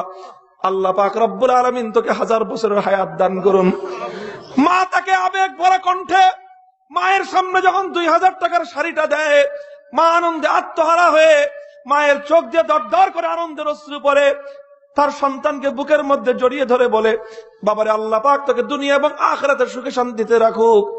স্ত্রীর কাছে যখন যায়, 2,000 টাকার শাড়িটা যখন স্ত্রীকে মোহাব্বত আর প্রেমের সঙ্গে অগ্রসর করে দেয়, ও দোস্ত, তার স্ত্রী প্রেম আর ভালোবাসায় আবেগে আনন্দে আত্মহারা হয়ে যায়। স্বামীকে ডাক দিয়ে বলে, কি প্রয়োজন ছিল নতুন শাড়ি কিনবার? গত ঈদের শাড়িটাই তো এখন উঠানো আছে, ওই শাড়ি দিয়েই তো আমার এবারের ঈদ চলে যেত। স্বামী গো, তুমি আমাকে এতই মহব্বত করো, ভালোবাসো, আমার জন্য আবার নতুন করে তুমি শাড়ি কিনে এনেছো। স্বামীর সামনে প্রেমের নজরানা পেশ করে। ও দুনিয়ার মানুষ, আল্লাহর কসম খেয়ে বলি, এই যখন হয় তার ভাঙ্গা কুড়ে ঘরের অবস্থা, ভাঙ্গা কুড়ে ঘর, হয়তো তোমার আর আমার মতো দালান কোঠা তার নাই, কিন্তু দোস্ত, দুনিয়াতে শান্তি কি জিনিস যদি দেখতে চাও, আকাশের চাঁদ, ঈদের চাঁদ আর আকাশে থাকে না, ওই হাফেজে কোরআনের ভাঙ্গা কুড়ে ঘরের মধ্যে আকাশের চাঁদ উঠে যায়। কথা ঠিক না বেঠিক? আর এমনি সুখ কি জিনিস যে দেখবেন তখন, শান্তি কি জিনিস যে দেখবেন তখন, আল্লাহ পাক রব্বুল আলামিন ভাঙ্গা কুড়ে ঘরের মধ্যে ঈদের আগের দিন জান্নাতের সুখ আর শান্তি আল্লাহ পাক কায়েম করে দেন। আর তুমি হয়তো লক্ষ কোটি টাকা কামাই করো, 50,000 টাকা তোমার বেসিক বেতন হলে 1.5 লক্ষ টাকা তোমার উপরি। 1.5 লক্ষ টাকা কি উপরি? বুঝেন না? উপরি তোমার 1.5 লাখ টাকা। ঈদ উপলক্ষে 25,000 টাকা দামের নতুন শাড়ি কিনছে, মনে মনে চিন্তা করছে স্ত্রীকে সারপ্রাইজ দিবে। কি দিবে? সারপ্রাইজ। বুঝেন? বুড়া চাচা যারা না বুঝেন, পোলাপানদের কাছ থেকে বুঝে নেবেন সারপ্রাইজ কি জিনিস। সারপ্রাইজ নিয়ে বাড়িতে যায়, বাড়িতে নিয়ে তো মহা খুশি, মনে করছে বউয়ের মন খুশি করে দিবে।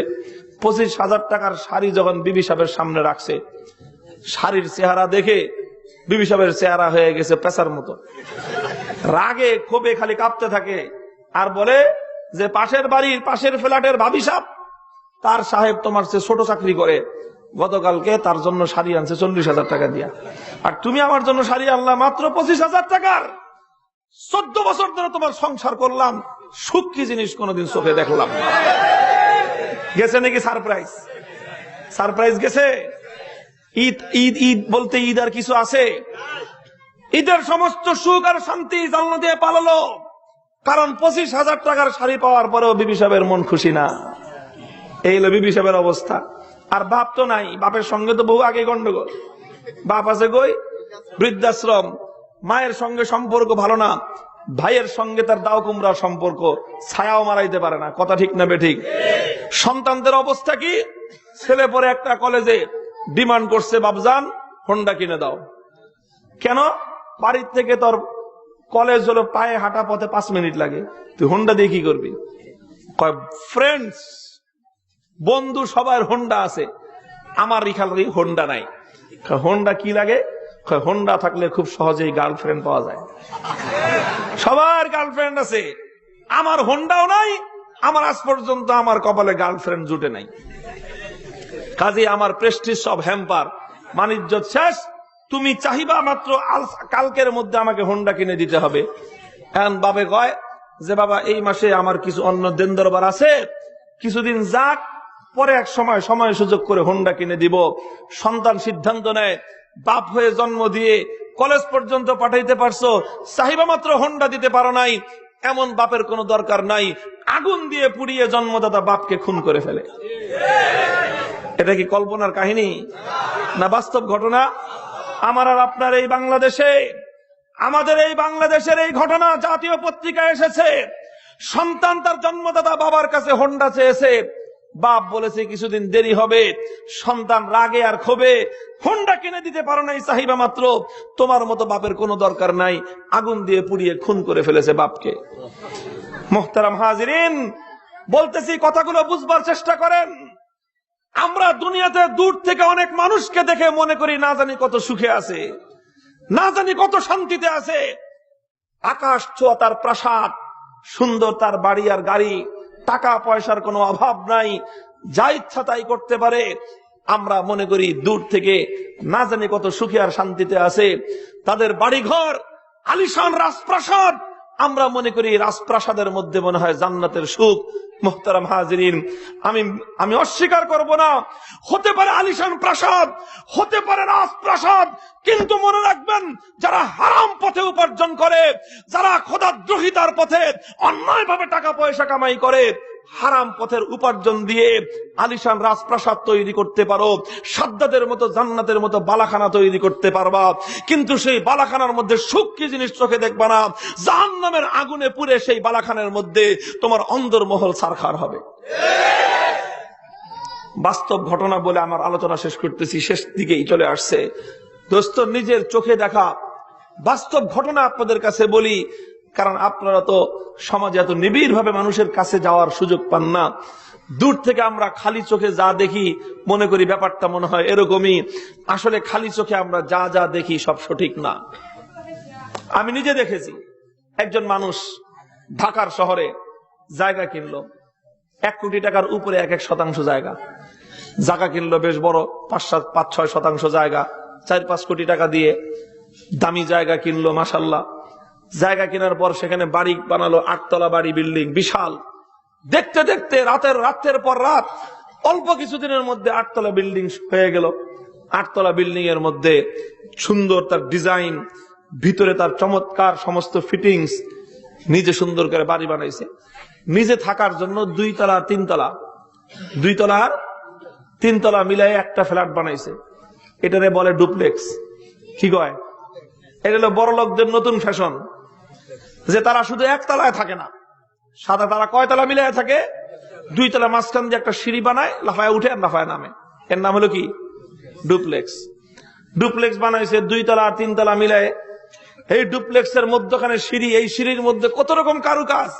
একবার লাগায় গোল্ডেন, আর একবার লাগায় আপনার সিলভার, আর একবার লাগায় স্টিল, স্টেনলেস স্টিল। ওটার পিছন দিক দিয়ে চায়না থেকে আনা নতুন টাইলসের ফিটিং, ওই পাশ দিয়ে তাইওয়ানের নতুন সুন্দর রেলিং, ওই পাশ দিয়ে জাপানের নতুন শোপিস। মনে হয় যেন একটা সুন্দর জান্নাতের বালাখানা তৈরি করেছে।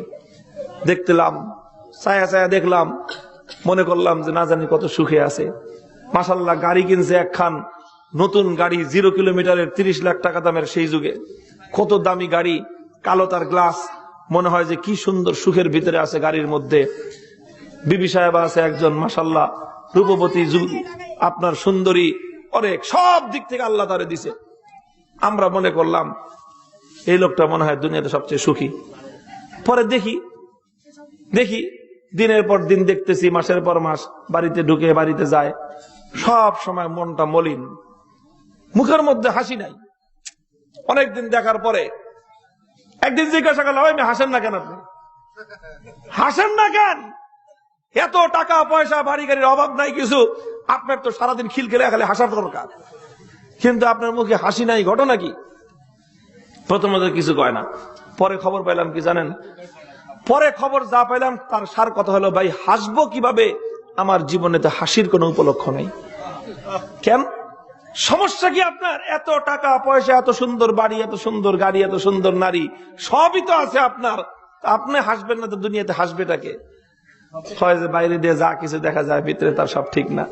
কি হয়েছে? সমস্যা কি? কারণ সমস্যা বলতে গেলে তো শেষ নাই। ছোট্ট সমস্যাটা শুনেন। কি সমস্যা? গত কয়েক বছর ধরে আমি আর আমার বিবি সাহেব এক ঘরে ঘুমাইতে পারি না। এটা কি কথা রে ভাই? এটা বুঝে আসে? বুঝে আসে না। এক ঘরে ঘুমাইতে পারেন না কেন ভাই? এত সুন্দর বেডরুম, ওই বেডরুমের মধ্যে এত সুন্দর খাট, ওই খাটের উপর এত সুন্দর জাজিম, ওই জাজিমের উপর এত সুন্দর ম্যাট্রেক্স, ওই ম্যাট্রেক্সের উপরে এত সুন্দর আপনার তোষক, ওই তোষকের উপর এত সুন্দর চাদর, ওটা দেখলেই ঘুম আসে মিয়া।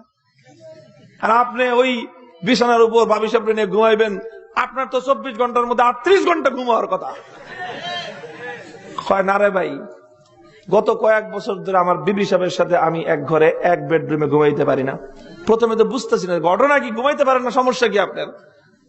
আপনার রুমে তো বেডরুম কটাকা? আমার ফ্ল্যাটে বেডরুম 2টা, একটা বিবি সাহেব ঘুমায় আর একটা আমি ঘুমাই।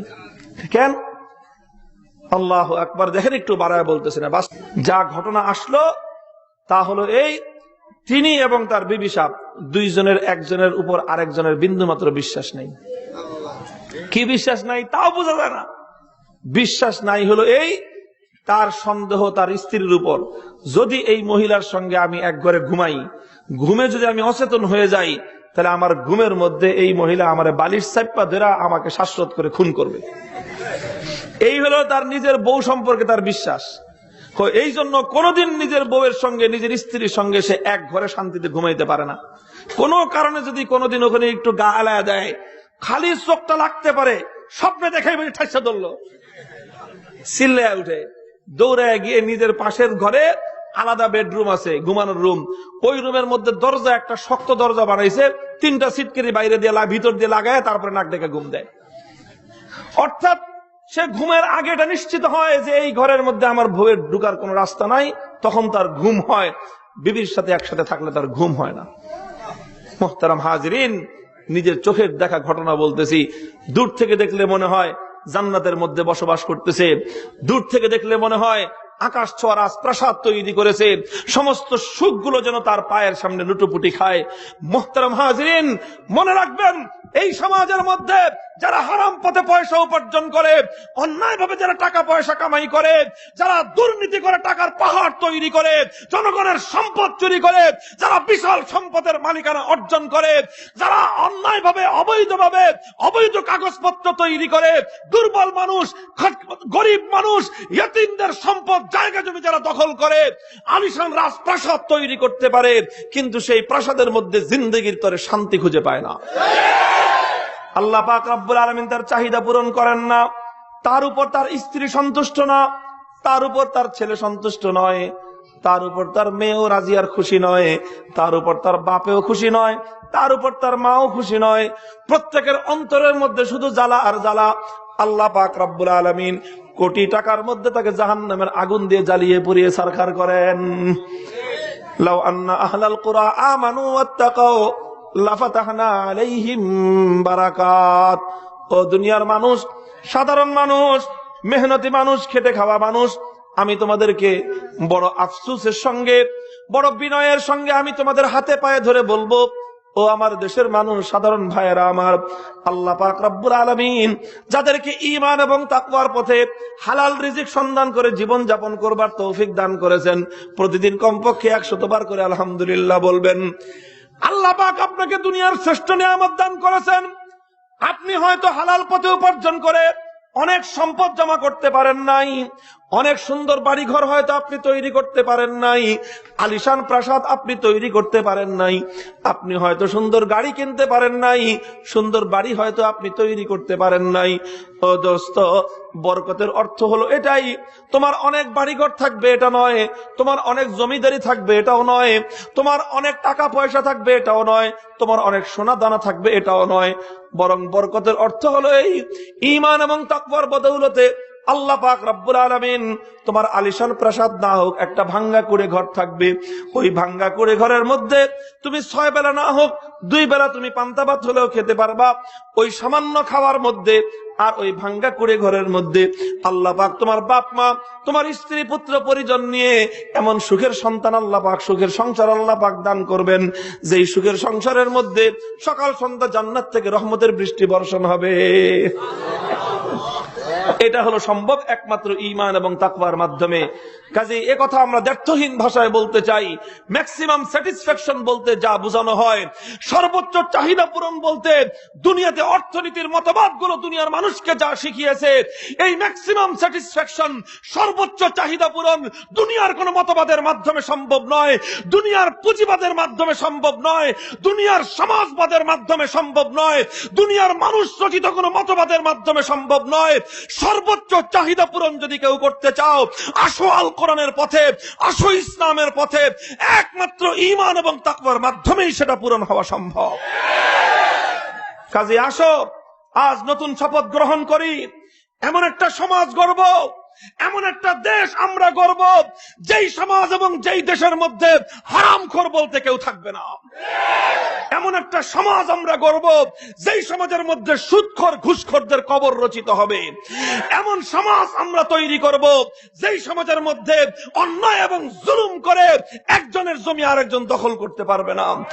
এমন সমাজ আমরা তৈরি করব, যেই সমাজের মধ্যে দুর্নীতি করে কোনো মানুষ পার পাবে না। সেই সমাজ গড়তে চাও? সেই সমাজ যদি গড়তে চাও, উপায় একটাই আছে, সেই উপায়ের নাম হলো আল কোরআনের রাজ গড়তে হবে, আল কোরআনের সমাজ গড়তে হবে, কোরআন সুন্নাহ ভিত্তিক একটা সমাজ ব্যবস্থা প্রস্তুত করতে হবে। কথা ঠিক নেবে ঠিক? রাষ্ট্র সমাজের সর্বত্র আল্লাহর কোরআন অনুযায়ী, ইসলামের সোনালী যুগ অনুযায়ী, আল্লাহর পয়গম্বরের আদর্শ অনুযায়ী সমাজ পরিচালনা করতে হবে। রাজি আছেন তো ইনশাআল্লাহ? আল্লাহ পাক তৌফিক দান করেন।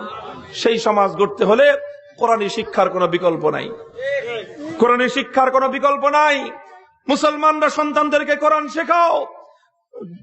যখন মুসলমানদের 100% মুসলমান 100% নিজেদের সন্তানদেরকে কোরআন পড়াবে, এই কোরআনী শিক্ষিত প্রজন্ম যখন এই সমাজের সর্বোচ্চ পর্যায় পর্যন্ত উপনীত হবে, সমাজে যখন তাদের রাজ কায়েম হবে, ইনশাআল্লাহ সুম্মা ইনশাআল্লাহ এই সমাজ থেকে সমস্ত অশান্তি দূরীভূত হবে, সমাজের মধ্যে বেহেশতের শান্তি কায়েম হবে। আল্লাহ পাক রব্বুল আলামিন আমাদেরকে সেই সোনালী সমাজ দেখবার তৌফিক দান করেন। আমাদের ঘরগুলো, আমাদের পরিবারগুলো আল্লাহ পাক সেই সুখে শান্তিতে হাস্যোজ্জ্বল পরিবেশ দান করেন। ওয়া আখিরু দাওয়ানা আনিল হামদুলিল্লাহি রাব্বিল আলামিন। সুবহানাল্লাহি ওয়া বিহামদিহি সুবহানাল্লাহিল আযীম। আল্লাহুম্মা সাল্লি আলা মুহাম্মাদিন নবিয়্যিল উম্মি ওয়া আলা আলিহি ওয়া সাল্লিম তাসলিমা। রব্বানা আতিনা ফিদ দুনিয়া হাসানাহ ওয়া ফিল আখিরাতি হাসানাতাও ওয়া কিনা আযাবান নার। ربنا اغفر لنا ذنوبنا وكفر عنا سيئاتنا وتوفنا مع الأبرار। يا الله معبود رب العالمين জিন্দেগীর সমস্ত গুনাহ খাতাগুলি মাফ করে দিন, জিন্দেগীর সমস্ত নেক আমলগুলোকে আল্লাহ আপনি কবুল এবং মঞ্জুর ফরমান। ইয়া আল্লাহ মেহেরবানি করে ঈমান এবং তাকওয়ার জিন্দেগী নসিব করুন। ইয়া আল্লাহ হারাম থেকে আমাদেরকে হেফাজত ফরমান। ইয়া আল্লাহ হালাল রিজিকের দ্বারা, হালাল উপার্জনের দ্বারা ইয়া আল্লাহ আমাদেরকে বরকতের জিন্দেগি আপনি নসিব ফরমান। ইয়া আল্লাহ মাবুদ রব্বুল আলামিন, ইয়া আল্লাহ জাতির মধ্যে, দেশের বুকের মধ্যে আল্লাহ কোরআনের শিক্ষাকে আপনি কায়েম আর দায়েম করে দিন। ইয়া আল্লাহ প্রতিটি মুসলমানের সন্তানকে কোরআন শিখবার তৌফিক এনায়েত ফরমান। ইয়া আল্লাহ কোরআনী শিক্ষার প্রাণ কেন্দ্রগুলোকে আল্লাহ আপনি দিন দিন তারাক্কি নসিব করুন। ইয়া আল্লাহ যেই মাদ্রাসার পবিত্র আঙ্গিনায় উলামায়ে কেরাম ইয়া আল্লাহ কোরআনের কথাগুলো শোনালেন, ইয়া আল্লাহ বুজুর্গানে দিন দোয়া করলেন, ইয়া আল্লাহ এই মাদ্রাসাকে আপনি কবুল আর মঞ্জুর ফরমান। মাদ্রাসার তালিম, তারবিয়াত, তামির, মালিয়াত সব দিক থেকে আল্লাহ আপনি তারাক্কি আর উন্নতি নসিব ফরমান। আল্লাহ গো মাহবুদ রব্বুল আলামিন, মাদ্রাসার ছাত্র শিক্ষকদের জিন্দগি থেকে আল্লাহ সমস্ত বিপদ আপদকে আপনি দূর করে দিন। ইয়া আল্লাহ, যারা মাদ্রাসা করেছেন, সাহায্য সহযোগিতা করছেন, আল্লাহ তাদেরকে আপনি উত্তম বিনিময় দান করুন। ইয়া আল্লাহ মাহবুদ রব্বুল আলামিন, দূর দূরান্ত থেকে আপনার বান্দারা কোরআনের কথাগুলো শুনবার জন্য আল্লাহ মাহফিলে শরীক হয়েছে, আল্লাহ তাদের সকলকে আপনি উত্তম বিনিময় নসিব ফরমান। কিয়ামতের কঠিন ময়দানে আল্লাহ গো আজকের এই মাহফিলকে আপনি সকলের জন্য নাজাতের জরিয়া করে দিয়েন। ইয়া আল্লাহ, উলামায়ে কেরাম বুজুর্গানে হায়াত দারাজ ফরমান। ইয়া আল্লাহ, হযরত হাফিজুল্লাহ দামাত বারাকাতুহুমুল আলিয়া, আল্লাহ আপনার কোরআনের এই পাগল, কোরআনের খাদেম, কোরআনের আশিক, আল্লাহ গো এই বটবৃক্ষকে আমাদের উপর দীর্ঘদিন পর্যন্ত আল্লাহ আপনি তার ছায়াকে প্রলম্বিত করে দিন। ইয়া আল্লাহ মাহবুদ রব্বুল আলামিন, আরো যারা যারা কোরআন এবং সুন্নাহর খিদমত করেছেন, আল্লাহ হায়াতের উপর আছেন, হায়াতের মধ্যে আছেন, আল্লাহ তাদের সকলকে আপনি হায়াতে তাইয়্যিবা তাহবিরা নসিব ফরমান। আল্লাহ যারা কবরের মাটির নিচে চলে গেছে, আল্লাহ তাদের সকলের কবরগুলোকে আপনি জান্নাতের বাগান করে দিন। আল্লাহ ইয়া আল্লাহ মাহবুদ রব্বুল আলামিন, আমাদের দোয়াকে আপনি কবুল ফরমান। ইয়া আল্লাহ মাহবুদ রব্বুল আলামিন, আমাদের দেশের উপরে আপনি খাস রহমত নাজিল করুন। ইয়া আল্লাহ সীমান্তের পার্শ্ববর্তী, ইয়া আল্লাহ বার্মার আরাকানে, রাখাইন রাজ্যে আল্লাহ গো আপনার বান্দাদের উপর জুলুম চলতেছে। আল্লাহ মাহবুদ রব্বুল আলামিন, একদিনের নিষ্পাপ মাসুম সন্তানরাও আল্লাহ রেহাই পাচ্ছে না। ইয়া আল্লাহ ছোট্ট শিশু সন্তান নাফ নদীতে ডুবে মৃত্যুবরণ করে মর্মান্তিক ভাবে কাদার মাটির মধ্যে আল্লাহ মুখ থুবড়ে পড়ে আছে। আল্লাহ বিশ্ব বিবেকের একটু এখনো পর্যন্ত তাদের বিবেক নড়ে না। আল্লাহ সারা পৃথিবীর বিবেকবান মানুষের হৃদয়ের বিবেকের দ্বারকে আপনি উন্মুক্ত করে দিন। ইয়া আল্লাহ নজিরবিহীন ইতিহাসের বর্বরতম জুলুম এবং হত্যাযজ্ঞের হাত থেকে আল্লাহ মজলুম মুসলমানদেরকে আপনি হেফাজত ফরমান। ইয়া আল্লাহ রোহিঙ্গা মুসলমানদের তো আর কোনো অপরাধ নাই, একটাই তো অপরাধ মাওলা, তারা আপনাকে রব বলে। আল্লাহ তাদের অপরাধ, তারা আপনার পয়গম্বরের উম্মত। আল্লাহ তাদের অপরাধ, তারা কোরআনকে আঁকড়ে ধরে। আল্লাহ মাহবুদ রব্বুল আলামিন, জুলুমের কবর রচনা করেন। ইয়া আল্লাহ মজলুমকে আপনি হেফাজত ফরমান। ইয়া আল্লাহ আরাকানের মাটিকে মুসলমানদের জন্য আল্লাহ ইঞ্চি ইঞ্চি আপনি স্বাধীন করে দিন। ইয়া আল্লাহ পাশের দেশ হিসাবে বাংলার মুসলমানদেরকে দায়িত্ব পালন করবার তৌফিক ইনায়েত ফরমান। ইয়া আল্লাহ বাংলাদেশের সরকারকে আল্লাহ এই মজলুমের পাশে সাহায্যার্থে হাত বাড়িয়ে দেওয়ার তৌফিক ইনায়েত করুন। আল্লাহ ইয়া আল্লাহ মাহবুদ রব্বুল আলামিন, तमाम পৃথিবীর যত মানুষ মজলুম অবস্থায় আছে, আল্লাহ তাদের সকলকে আল্লাহ আপনি জুলুমের হাত থেকে হেফাজত ফরমান। সমস্ত জালিমদেরকে আল্লাহ হেদায়েত নসিব করুন। হেদায়েত কপালে না থাকলে মাহবুদ তাদেরকে আপনি ধ্বংস করে দিন। ইয়া আল্লাহ তাদেরকে আপনি নির্মূল করে দিন। ইয়া আল্লাহ সারা পৃথিবীতে আপনি শান্তির রাজ কায়েম করে দিন। ইয়া আল্লাহ আমাদের এই পবিত্র জন্মভূমি শাহজালালের বাংলা, ইয়া আল্লাহ দেশের ইঞ্চি ইঞ্চি মাটিকে আপনি ইসলামের ঘাঁটি হিসেবে কবুল ফরমান। ربنا تقبل منا إنك أنت السميع العليم وتب علينا يا مولانا إنك أنت التواب الرحيم سبحان ربك رب العزة عما يصفون وسلام على المرسلين والحمد لله رب العالمين.